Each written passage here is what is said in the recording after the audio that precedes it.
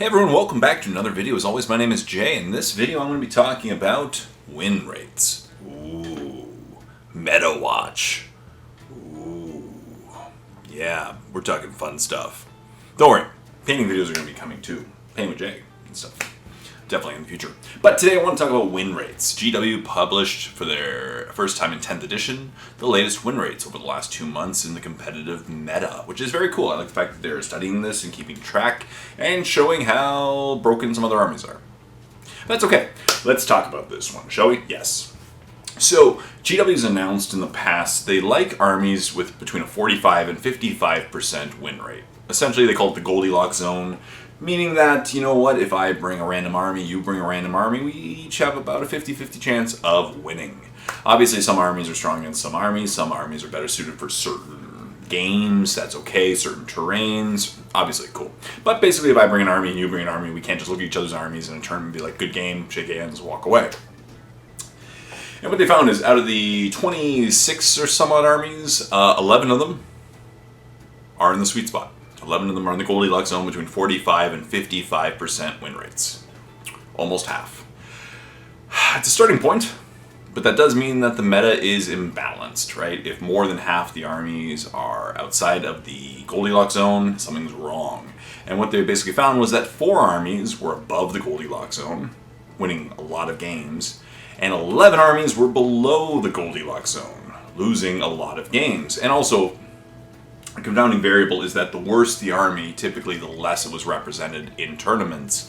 An exception is kind of Genestealer Cult at this moment because it is a competitive army, but it's not extremely well represented compared to the other armies because it's such a, it's not an army that a lot of people play. Cool. Like, I've been to armies where as our tournaments, I've never seen a Genestealer Cult army in a tournament, and I might play in a tournament soon, and I'm going to bring one, so hopefully I see other players too. But of course, let's discuss the win rates, shall we? Yes. So the 4 armies of brokenness, as I'm going to call them, are Eldari, Genestealer Cult, Imperial Knights, and Custodes. Surprise, right? 4 extremely powerful armies. And as I said, a lot of people play Custodes, a lot of people play Imperial Knights, a lot of people play Eldari. Is a very well-represented army, and it's an overpowered army. We all know that. Even with what's happened with the Fate dice, it's still winning at an astronomical 67%. Now, the one question is, I don't know about these statistics, is what happens if an Eldar player plays an Eldar player? Is that included in this? I don't know, because then only one wins. Don't even know. And if it is included, that's even crazier, because I know a lot of tournaments where the final 2, the final 4 are like 3 Eldar armies, all playing against each other. 67%. So they're winning more than 2/3 of the time. That's something wrong. And they've nerfed them a little bit, and they're still winning. Which means the army in general is overpowered, and it's a strong army, it's very cheap points cost, and they just have some crazy powerful rules. I don't think GW is going to personally nerf them into the ground. With armies like this, there's tough, like, you can destroy an army-wide rule. That's a way of doing it. You can nerf every model in the army equally. What typically happens is kind of like what Drukhari faced last edition, was every time they just nerfed one model, it made another model slightly better, or slightly better internally, and then they used that in one. Right, it was a strong codex. There's very strong internal balance, and so whenever they just made something weaker, another one popped up, and you had to kill it, like the Basilisk. Good reference, Jay. So, Eldari, we'll see what happens. Right? What do you think? I think they're a very powerful army. The dynamics are strong. They're winning more than 2/3 of the time. In second place, Genestealer Cult, awesome, 63%. So almost as much as Eldari.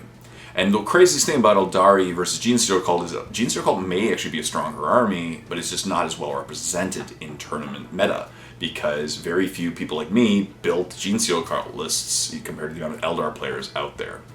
Genestealer Cult armies actually are pretty easy to nerf if they wanted to. There's very few models, very few choices, right?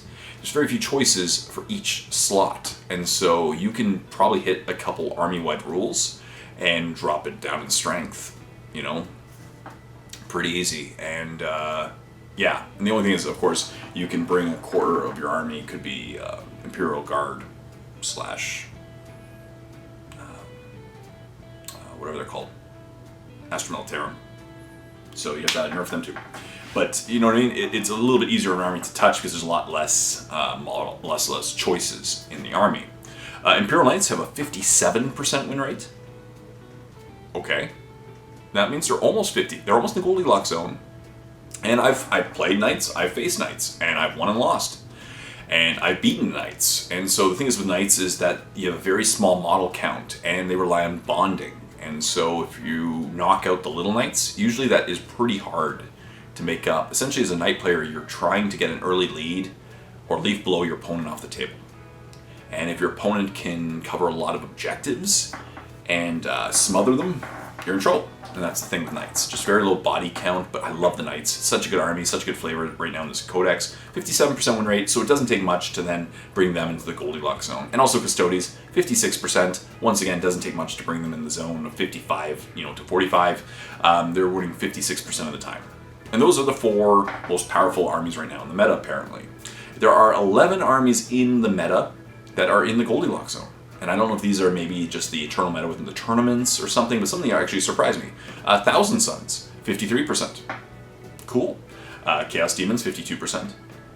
Tyranids and Deathwatch, 51%. So essentially a coin flip. That's a good zone. I like that. And Necrons, 49%. Good stuff there. So Necrons, Deathwatch, and Tyranids are basically a coin flip. That's an ideal situation. I like that. That's great. Orcs, 47%. I'm actually really surprised by that. I figured they'd have much lower. I don't know what kind of list they're bringing, but that's awesome. Chaos Space Marines at 47%. Chaos Knights at 47%. So that's a weird one to me. So Imperial Knights are 57%. And Chaos Knights are 47%. Once again, could be a fact of relative, I don't know. Fewer people are bringing them? Like, it's because win rates are the percentage that they're winning. Right? And so I just don't know. Good question. I don't know. Why do Imperial Knights win 10% more?